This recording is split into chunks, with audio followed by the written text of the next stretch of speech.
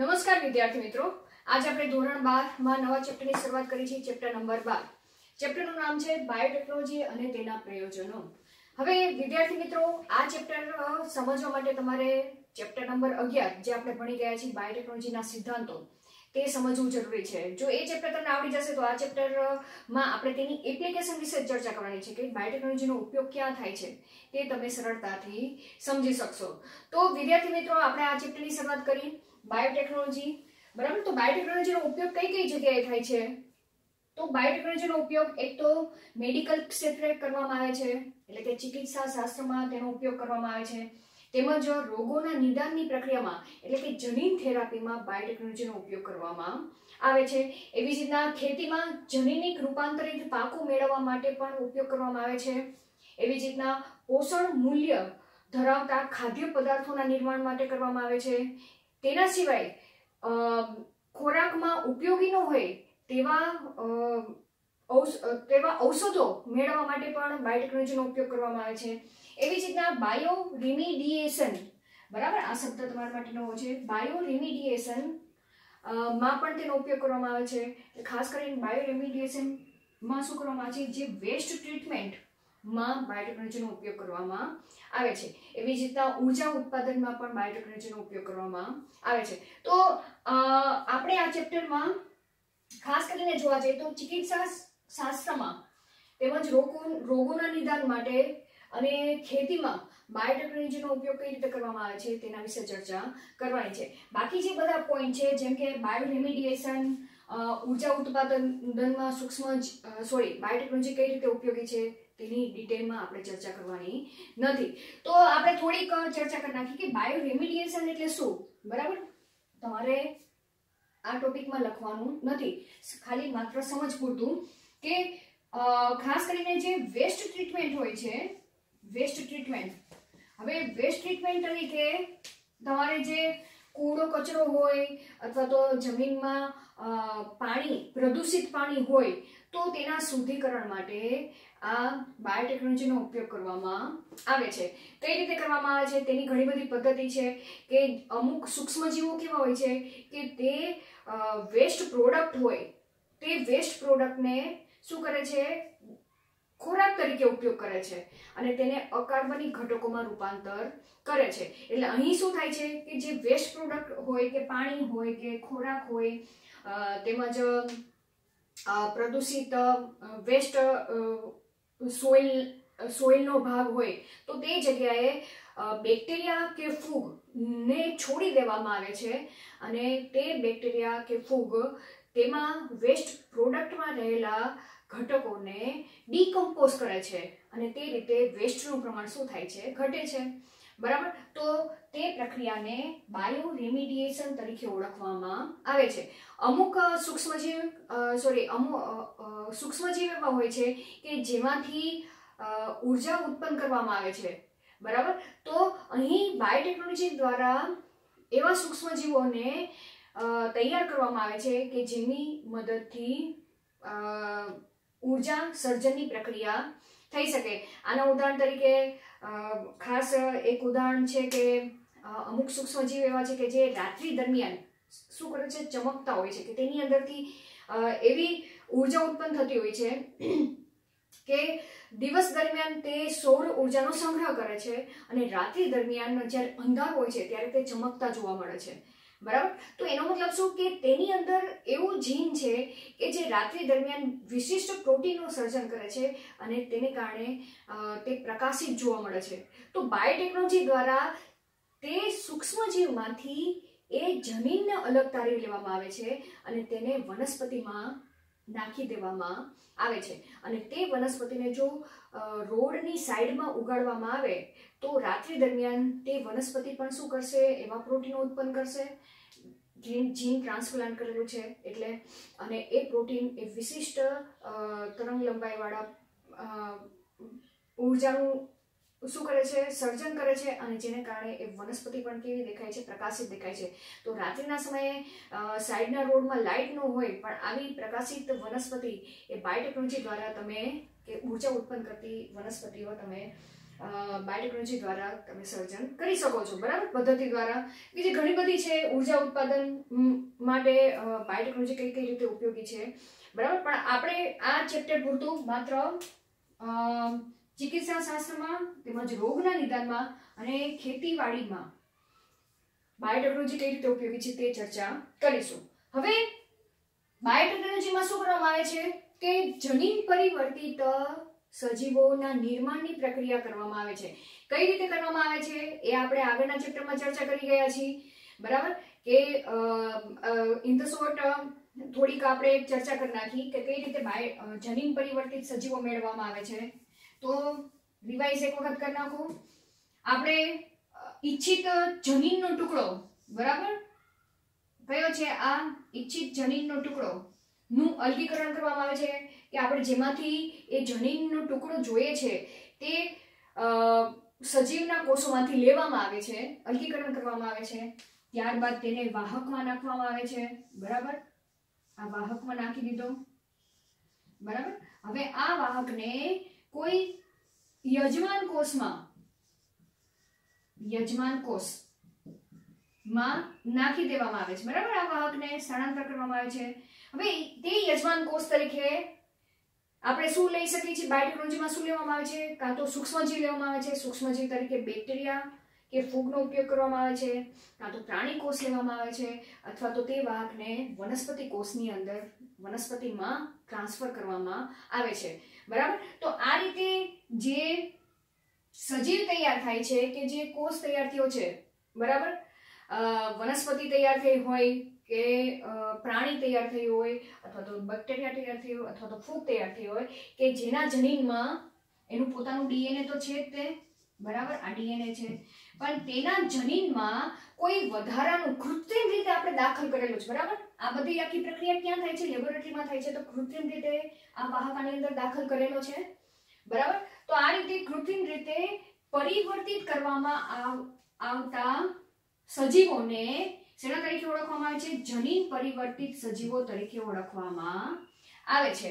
તો આને આ યજમાનમાં હવે આપણે કૃત્રિમ રીતે દાખલ કરી દીધું છે વાહક. તો હવે આ યજમાન કોષને કેવું કહેવાશે, જનીન પરિવર્તિત સજીવ કહેવાશે. ખ્યાલ આવી ગયો, બરાબર. તો આ ટેકનિક આપણે આગળ ચર્ચા કરી જ ગયા છીએ. તો ફરીથી એક વખત આપણે ચર્ચા કરી નાખી. જનીન પરિવર્તિત સજીવો એટલે કેવા સજીવો, બાયોટેકનોલોજીમાં વનસ્પતિઓ, સૂક્ષ્મજીવો તરીકે બેક્ટેરિયા કે ફૂગ તેમજ પ્રાણીઓ કે જેના જનીન કૃત્રિમ રીતે પરિવર્તિત કરવામાં આવે છે, તો તેવા સજીવને જનીન પરિવર્તિત સજીવો તરીકે ઓળખવામાં આવે છે. ઇંગ્લિશમાં તેને જીનેટિકલી મોડિફાઈડ ઓર્ગેનિઝમ તરીકે ઓળખવામાં આવે છે. શોર્ટ ફોર્મ તરીકે કઈ રીતે લખશું, જીએમઓ કહેવામાં આવે છે, બરાબર. આ એમસીક્યુ માં પણ પૂછાઈ ગયું છે, જીએમઓ નું ફૂલ ફોર્મ શું છે. તો શું યાદ રાખશો, જીનેટિકલી મોડિફાઈડ ઓર્ગેનિઝમ, જનીન પરિવર્તિત સજીવો.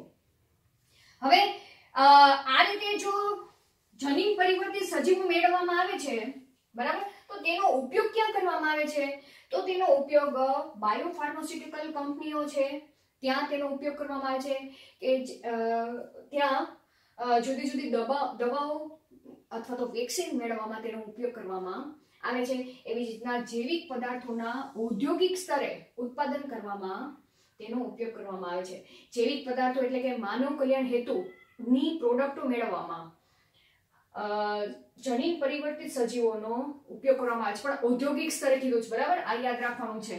મોટા પાયે ઉત્પાદન કરવું હોય ને તો આ જનીન પરિવર્તિત સજીવનો ઉપયોગ કરવામાં આવે છે. તો બાયોટેકનોલોજી પદ્ધતિમાં નો ઉપયોગ તો ઔદ્યોગિક સ્તરે ઉત્પાદન કરવાનું હોય છે, તેના માટે બાયોટેકનોલોજી નો ઉપયોગ કરવામાં આવે છે.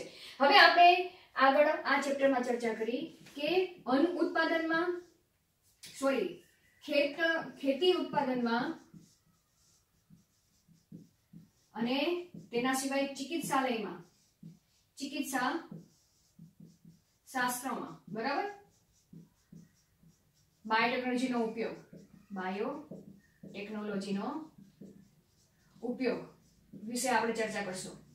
તો સૌથી પહેલા તો આપણે ખેતી ઉત્પાદનમાં કઈ રીતે બાયોટેકનોલોજી મહત્વનો ભાગ ભજવેલો છે તેના વિશે ચર્ચા કરી.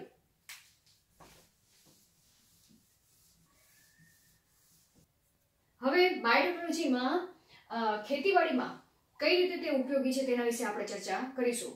તો અન્ન ઉત્પાદન વધારવા માટે 3 તબક્કાઓ છે.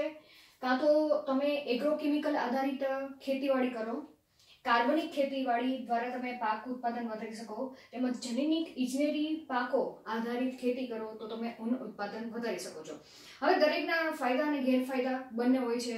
તો સેમ એ રીતે એગ્રોકેમિકલ આધારિત ખેતી નું પ્રમાણ જ્યારે હરિયાળી ક્રાંતિ હતી તે સમય દરમિયાન વસ્તીનું પ્રમાણ પણ વધારે હતું અને તે વસ્તીને પહોંચી વળવા માટે માત્ર પાકની સુધારેલી જાતો ઉગાડવામાં આવે તો અન્ન ઉત્પાદન વધી શકતું ન હતું. તો તે સમયે એગ્રો કેમિકલ આધારિત ખેતીવાડી કરવામાં આવી કે જેમાં ખાતરનો ઉપયોગ કરવામાં આવ્યો, બરાબર, રાસાયણિક ખાતરનો ઉપયોગ કરવામાં આવ્યો અને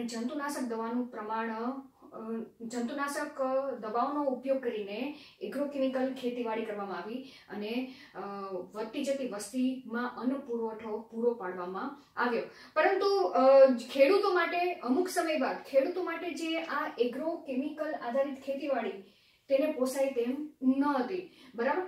કારણ કે અહીંયા જે કેમિકલ છે તે કેમિકલ મીન્સ કે ખાતર છે, રાસાયણિક ખાતર, તે પણ મોંઘું આવતું, બરાબર. અને જંતુનાશક દવાનો જો વધુ પ્રમાણમાં ઉપયોગ કરવામાં આવે તો ખેતરની જે જમીન છે તે જમીનની ફળદ્રુપતા ઓછી થવાની સંભાવના પણ રહે.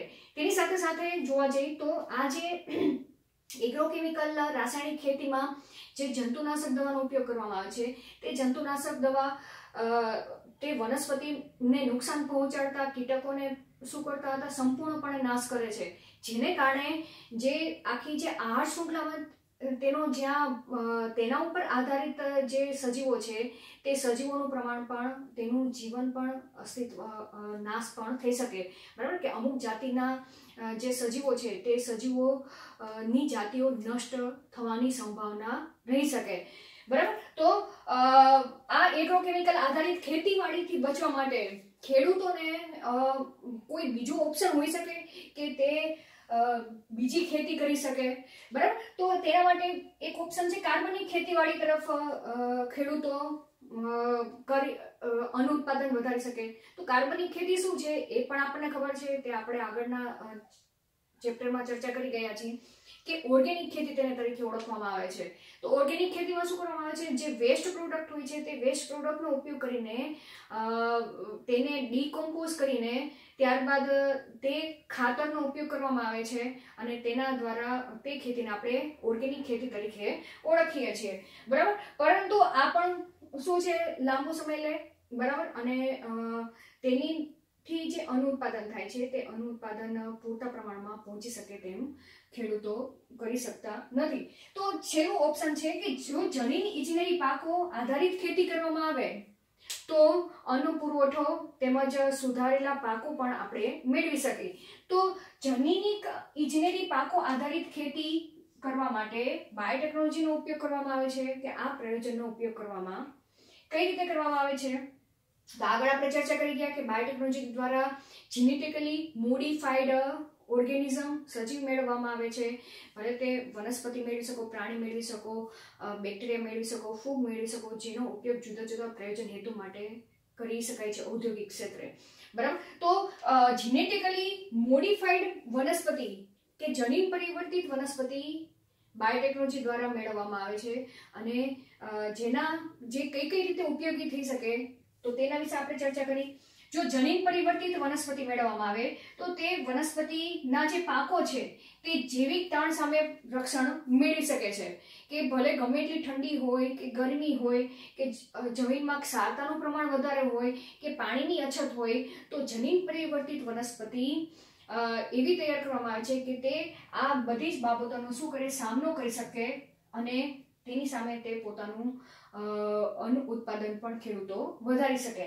એવી જ રીતના જંતુ પ્રતિરોધક પાકો મેળવવા જેથી જીવાતનાશક રસાયણોનો ઉપયોગ ઘટાડી શકાય, બરાબર. એટલે શું કહે છે કે બાયોટેકનોલોજી પ્રયોજન દ્વારા જીનેટિકલી મોડિફાઈડ વનસ્પતિ એવી મેળવવામાં આવે છે કે એ વનસ્પતિ પોતાની સ્વરક્ષા જાતે કરી શકે, કે જંતુનાશક દવાનો છંટકાવ જ ન કરવો પડે. જ્યારે જંતુ કે કોઈ કીટક વનસ્પતિ ઉપર એટેક કરે ત્યારે વનસ્પતિ એ કીટકને જ મારી નાખે, બરાબર, અને પોતાનો સ્વરક્ષા કરી શકે. તો એ સમયે જે એગ્રોકેમિકલ આધારિત ખેતીમાં જે જંતુનાશક દવાનો ઉપયોગ કરવામાં આવે છે તે દવાનો જ ઉપયોગ ઘટાડી શકીએ, બરાબર. એવી જ રીતના નીંદણનાશક તરીકે વર્તે કે GMO લખેલું છે કે જનીન પરિવર્તિત વનસ્પતિ બાયોટેકનોલોજી દ્વારા એવી પણ ઉત્પાદન કરી શકી કે એ વનસ્પતિની આજુબાજુ જે નીંદણ છે તે નીંદણ એ વનસ્પતિને નુકસાન પહોંચાડી શકે નહીં, એટલે કે નીંદણનાશક તરીકે પણ એ વનસ્પતિ વર્તી શકે. એવી જ રીતના લણણી પછી થતા નુકસાનને પણ જનીન પરિવર્તિત વનસ્પતિઓ ઘટાડવામાં મહત્વનો ભાગ ભજવે છે. એવી જ રીતના ઝડપથી જમીનની ફળદ્રુપતા નષ્ટ પામતી અટકાવવામાં પણ જનીન પરિવર્તિત વનસ્પતિ ઉપયોગી નીવડી છે. એવી જ રીતના ખોરાકનું પોષણક્ષમ મૂલ્ય વધારવામાં પણ જનીન પરિવર્તિત વનસ્પતિઓ મહત્વનો ભાગ ભજવે છે. જેમ કે અત્યારના સમયમાં તમે ગોલ્ડન રાઈસ જોયા હશે, બરાબર, સોનેરી ચોખા, જેનો કલર જોવા જાવ તો બ્રાઉન કલરનો તમને જોવા મળે, કે જેમાં વિટામિન એ નું મૂલ્ય કેવું જોવા મળ્યું છે તેમાં વધારવા માટે આપણે સક્ષમ થયા છીએ. તો તે જે સોનેરી ચોખા છે એ સોનેરી ચોખા એ કેવા છે, જનીન પરિવર્તિત વનસ્પતિનો પાક છે. ખ્યાલ આવી ગયો? હવે તો તમને MCQમાં આમાંથી કોઈ પણ પૂછી શકે, અથવા તો તમને જો બાયોટેકનોલોજીના પ્રયોજનો ખેતી ઉત્પાદનમાં બાયોટેકનોલોજીના પ્રયોજનો વિશે ચર્ચા કરો તો તમારે આ પોઈન્ટ સમજાવવા જરૂરી છે. હવે વાત આવી કે આ બધા પોઈન્ટમાં આપણે જંતુ પ્રતિરોધક પાકો કઈ રીતે મેળવી શકીએ એના વિશે ચર્ચા આપણી NCERT બુકમાં આપેલી છે, બરાબર. બધા પોઈન્ટની ચર્ચા નથી કરેલી, માત્ર જંતુ પ્રતિરોધક પાકો કઈ રીતે મેળવી શકી બાયોટેકનોલોજી પદ્ધતિ દ્વારા તેના વિશે આપણે આગળ ચર્ચા કરી. તો જંતુ પ્રતિરોધક પાક તરીકે કઈ કઈ જનીન પરિવર્તિત વનસ્પતિ મેળવવામાં આવેલી છે, જો પોઈન્ટને બરાબર સમજો. આપણે શેની ચર્ચા કરી છે? જંતુ પ્રતિરોધક પાક તરીકે કઈ કઈ જનીન પરિવર્તિત વનસ્પતિ મેળવવામાં આવેલી છે? બીટી કપાસ, બીટી મકાઈ, બીટી ચોખા, બીટી ટમેટા, બીટી બટાકા, બીટી સોયાબીન મેળવવામાં આવેલી છે, બરાબર. બીટી એટલે કે બાયોટેકનોલોજી પદ્ધતિ દ્વારા મેળવવામાં આવેલ કપાસ, જેને બીટી કપાસ નામ આપવામાં આવ્યું છે. એવી જ રીતના બીટી રીંગણ છે, બરાબર, રીંગણ પણ મેળવવામાં આવેલા છે. ફોર એક્ઝામ્પલ તમે જોઈ જશે કે રીંગણની ઘણી બધી જાતિઓ બજારમાં જોવા મળે છે. કોઈ રીંગણ મોટા હોય છે, નાના હોય છે, એના કલરમાં પણ વેરિએશન તમે જુઓ છો. તો એ શેના દ્વારા મેળવવામાં આવેલા છે? બીટી રીંગણ તૈયાર કરવામાં આવેલા છે. હવે વાત કરી કે ખાસ આપણે એક બીટી કપાસ કે કઈ રીતે મેળવવામાં આવ્યો છે તેના વિશે આપણે ચર્ચા કરી. તો હવે સૌથી પહેલા તો આ બધી કીટકોની જાત વિશે આપણે ચર્ચા કરી છે કે લેપિડોપ્ટેરા કીટકની જાતિ છે. તે તમાકુનો છોડ છે તેને શું કરે છે? નુકસાન પહોંચાડે છે, બરાબર. કે તમાકુની કલિકા કીટકો અને જેને સૈનિક કીટકો તરીકે પણ ઓળખવામાં આવે છે તેને લેપિડોપ્ટેરામાં મૂકવામાં આવેલા છે, બરાબર. આ વર્ગીકરણ કરેલું છે. એવી જ રીતના કોલિઓપ્ટેરામાં ભૃંગ કીટકોનો સમાવેશ કરવામાં આવેલો છે. એવી જ રીતના ડિપ્ટેરન છે તેમાં માખીઓ અને મચ્છરો, આ બધા કોણ છે? કીટકો છે, તેનો મૂકવામાં આવેલા છે. કીટકોને આ ભાગમાં વર્ગીકૃત કરેલા છે, બરાબર. તો આ કીટકોનો વર્ગ છે, એમાં જે તે કીટકોને આપણે મૂકવામાં આવેલા છે. તો આ જે બધા કીટકો છે એ કીટકોને બેસિલસ થુરિન્જિનેસિસ બેક્ટેરિયા છે, તે બેક્ટેરિયા શું કરે છે? નાશ કરે, એટલે કે તેને મારી નાખે છે. તો આપણે કહી શકીએ કે બેસિલસ થુરિન્જિનેસિસ એક બેક્ટેરિયાની એવી જાતિ છે કે જે આ ત્રણ પ્રકારના જે કીટકો છે એ કીટકોને મારી નાખે છે. તો એવું તે બેક્ટેરિયા પાસે શું હશે? બેક્ટેરિયા તો કેવું છે જેને આપણે નળી આંખે પણ નથી જોઈ શકતા, એ કીટકોને કઈ રીતે મારતા હશે તેના વિશે આપણે ચર્ચા પહેલા કરી. પછી કઈ રીતે બીટી કપાસ મેળવવામાં આવે છે તે આપણે ચર્ચા કરીશું. તો આપણે ચર્ચા કરી બેસિલસ થુરિન્જિનેસિસ,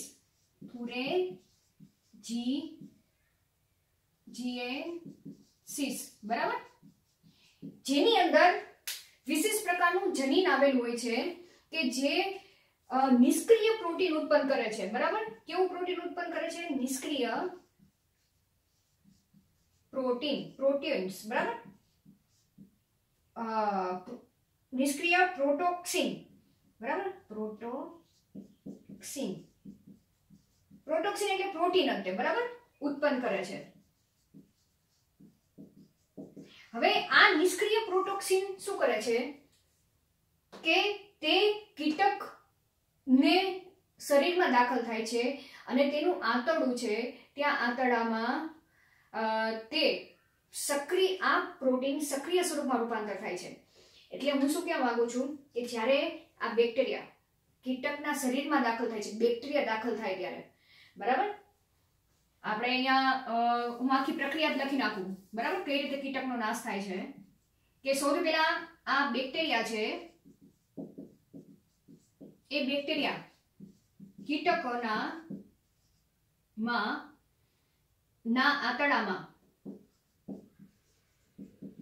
આંતરડામાં પહોંચે છે. ત્યારે કીટકોની આંતરડાની પીએચ અને ત્યાંનું જે ટેમ્પરેચર છે, તેની જે પીએચ છે કેવી જોવા મળે છે? આલ્કલાઇન જોવા મળે છે. બરાબર, તો અહીંયા આપણે લખી શકીએ કે કીટકો ના આંતરડાની પીએચ કેવી હોય છે? આલ્કલાઇન હોય છે. આલ્કલાઇન હોય છે, જેને કારણે શું થાય છે? બેસિલસ થુરિન્જિનેસિસ જે બેક્ટેરિયા છે તે બેક્ટેરિયા આંતરડામાં પોતાનું પ્રોટીન ઉત્પન્ન કરે છે. બરાબર, આલ્કલાઇન હોય છે, જેથી બેસિલસ થુરિન્જિનેસિસ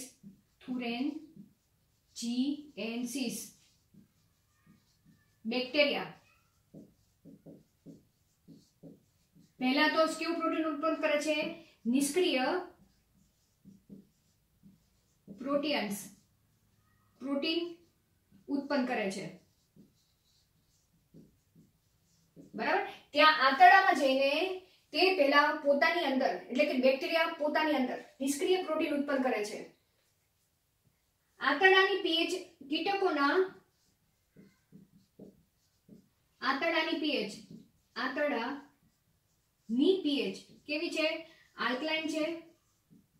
આલ્કલાઇન હોવાને કારણે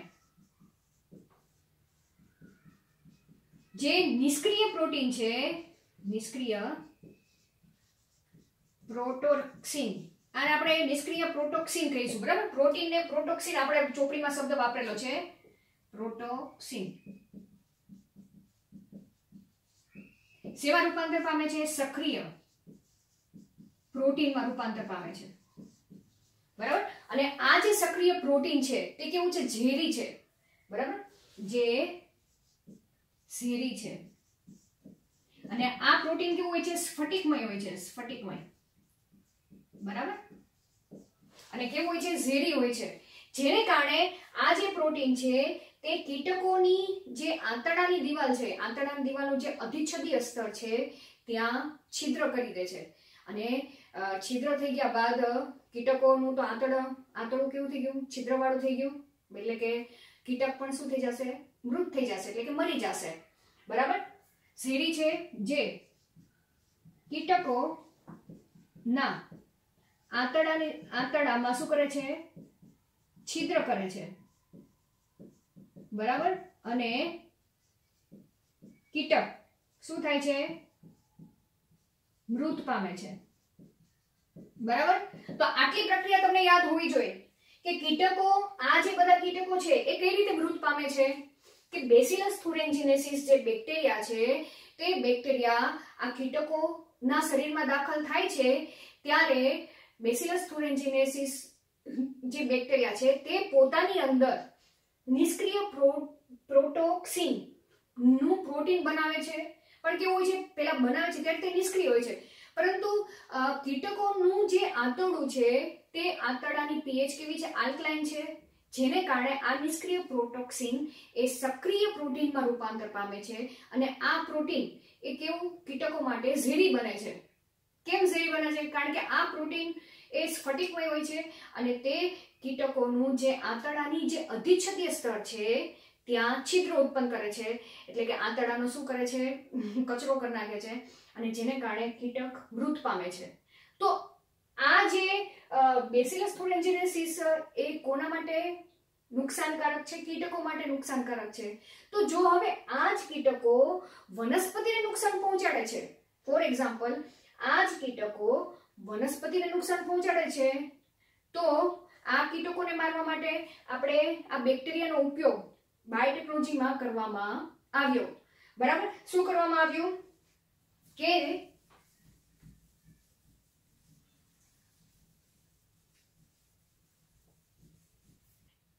બરાબર? તો જો હવે કીટકો આ જ કીટકો વનસ્પતિને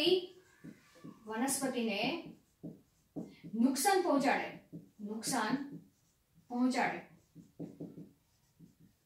તો આપણને ખબર જ છે જો કીટકો વનસ્પતિને નુકસાન પહોંચાડે તો શું નાખવામાં આવે? કેમિકલનો છંટકાવ, જંતુનાશક દવાનો છંટકાવ કરવામાં આવે. જેમ કે ફૂગ તો તેને ફંજીસાઇડ દવા નાખવામાં આવે છે. કીટકો માટે પેસ્ટિસાઇડ્સ દવા નાખવામાં આવે છે અને કીટકોનો નાશ કરવામાં આવે છે. પણ બાયોટેકનોલોજીમાં શું કરશું આપણે? બાયોટેકનોલોજી પદ્ધતિ દ્વારા જનીન પરિવર્તિત વનસ્પતિ કઈ રીતે મેળવવામાં આવે છે કે જે પોતે જ જંતુ પ્રતિરોધક તરીકે વર્તે, કે જે પોતાનો સ્વબચાવ કરી શકે. તો તેના માટે આ બીટી, બરાબર, બેસિલસ thuringiensis જે બેક્ટેરિયા છે તેમાંથી જનીન જે આ કીટકો માટે કેવું છે? હાનિકારક છે. તે જનીનને જ અલગીકરણ કરી દેવામાં આવશે. બરાબર? અને તે રીતે તેને પછી વનસ્પતિની અંદર નાખી દેવામાં આવે છે. બરાબર? તો અહીંયા આપણે લખી શકીએ કીટકો વનસ્પતિને નુકસાન પહોંચાડે તો બેસિલસ thuringiensis માંથી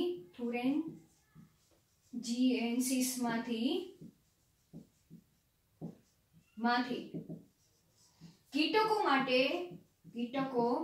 માટે જે વિષકારક જનીન છે, બરાબર, જેને શું નામ આપવામાં આવ્યું છે? બીટી. એટલે તે જનીનને ક્રાય જનીન તરીકે ઓળખવામાં આવેલું છે. બરાબર? અહીંયા આપણે એનસીઈઆરટી બુકમાં તે જનીનોનું શું નામ આપેલું છે? ક્રાય જનીન, CRY. બરાબર? ક્રાય જનીન ને વનસ્પતિમાં નાખવામાં આવે છે જેથી તે જંતુ પ્રતિરોધક તરીકે વર્તે છે. ખ્યાલ આવી ગયો? જેથી તે પોતે જંતુ પ્રતિરોધક તરીકે વર્તે છે. એટલે કે પોતાની સ્વરક્ષા કરવા સક્ષમ બને છે. બરાબર? અને જંતુનાશક દવાની જરૂર નથી પડતી. બરાબર? જંતુનાશક દવાની જરૂર પડતી નથી. કઈ રીતે? બરાબર? આપણે એ ચર્ચા કરી નાખી. આખી પદ્ધતિ તમને ખબર છે. હવે બેસિલસ thuringiensis માંથી આ જનીન બાયોટેકનોલોજી પદ્ધતિ દ્વારા કાઢી લીધું, પછી તેને કોઈ વાહકમાં નાખી દીધું આગળના ચેપ્ટરના સિદ્ધાંતો પ્રમાણે. પછી તે વાહકને વનસ્પતિ કોષમાં નાખ્યું. હવે એ વનસ્પતિ કોષ વૃદ્ધિ કરશે અને તે વનસ્પતિ મોટી થઈ. બરાબર? હવે તે વનસ્પતિ મોટી થઈ ત્યારે તે સમયે કોઈ પણ કીટકો જ્યારે વનસ્પતિ ઉપર એટેક કરશે ત્યારે તે સમયે તે વનસ્પતિના દરેક કોષમાં હવે આ જનીન આવી ગયો છે, ક્રાય જનીન. વનસ્પતિના કોષમાં રહેલું આ ક્રાય જનીન જે આપણે બહારથી નાખેલું છે, બરાબર, એ જનીન પોતે પહેલા નિષ્ક્રિય પ્રોટીન ઉત્પન્ન કરશે. બરાબર? ત્યારબાદ તે પ્રોટીન જે કીટકો છે સેમ આ જ પદ્ધતિ દ્વારા કીટકોના ગટ્સમાં જશે અને ત્યાં આલ્કલાઇન પીએચ હોવાથી તે નિષ્ક્રિય પ્રોટીન એ સક્રિય પ્રોટીનમાં રૂપાંતર થશે અને કીટકોના આંતરડામાં છિદ્ર કરી નાખશે અને કીટક મૃત પામે છે અને તે રીતે વનસ્પતિ એ પોતાની સ્વરક્ષા કરી શકે છે અને જંતુનાશક દવાનો પણ ઉપયોગ નથી થતો તો તેને આપણે શું કહીશું જંતી પ્રોતર અને તે પાકને આપણે કહીશું જંતુ પ્રતિરોધક પાક તરીકે ઓળખવામાં આવે છે અને આ બધા બીટી કપાસ બીટી મકાઈ એ બધા કેવા છે આ જ રીતે બાયોટેકનોલોજી પદ્ધતિ દ્વારા મેળવવામાં આવેલ પાકો તરીકે ઓળખવામાં આવે છે તો એવી જ રીતના કેવા પ્રકારના પાકો છે અને તેમાં કેવા પ્રકારનું જનીન નાખવામાં આવે છે તેને આધારે અહીં આ જનીનની બીજી આપણે બે જાતો વિશે આપણે ચર્ચા કરી કે ક્રાય જનીન છે ક્રાય જનીન એવા બે પ્રકારના ક્રાય જનીનો કીટકોમાંથી લેવામાં આવેલા છે કયા કયા આપણે એનસીઈઆરટી બુકમાં આપેલું છે ક્રાય 1AC અને ક્રાય 1AB કઈ રીતે યાદ રાખશો આલ્ફાબેટનું 1 છે બરાબર ક્રાય 1AC અને ક્રાય 1AB આ બંને જનીનો બેક્ટેરિયામાંથી લેવામાં આવેલા છે અને તેને વનસ્પતિમાં નાખવામાં આવ્યા છે કઈ વનસ્પતિ આ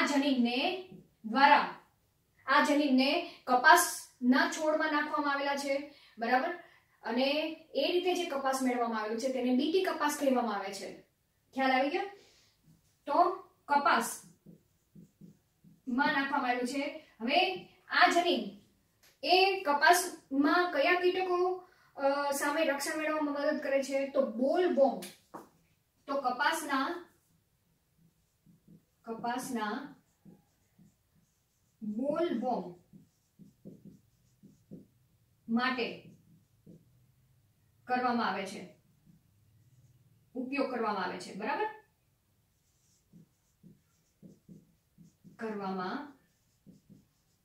આવે છે એવી જ રીતના ક્રાય 1AB જનીનનો ઉપયોગ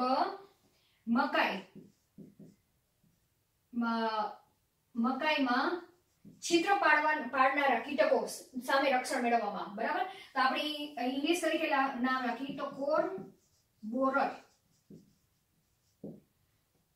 માટે ઉપયોગ કરવામાં આવે છે